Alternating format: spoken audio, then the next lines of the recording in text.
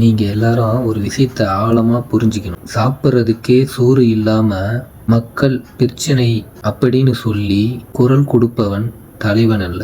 தன் வழிக்காக கத்துறவன் அவன்.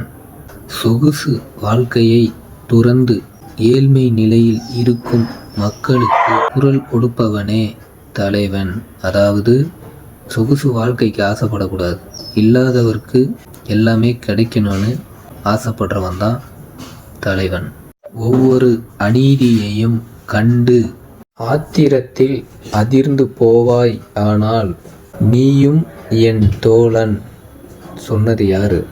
சொகுசு வாழ்க்கையை துறந்து ஏழை மக்களுக்கு நல்ல வாழ்க்கை அமையணும், சந்தோஷமாக இருக்கணும்னு போராடினவர்.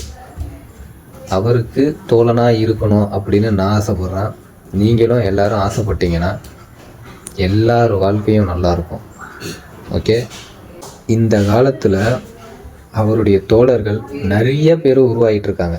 அது எனக்கு சந்தோஷமாக இருக்குது பார்க்க. கத்தியோ துப்பாக்கியோ எடுத்து போராடுறவன் தான் மக்கள் பிரச்சனைக்காக போராடுறவன்னு அர்த்தம் இல்லை. இப்போது காலகட்டத்தில் சோசியல் மீடியாலேயே நம்ம குரல் கொடுக்கலாம், சொல்லலாம். அதை பார்த்தோம் நிறைய பேர் திருந்துவாங்க.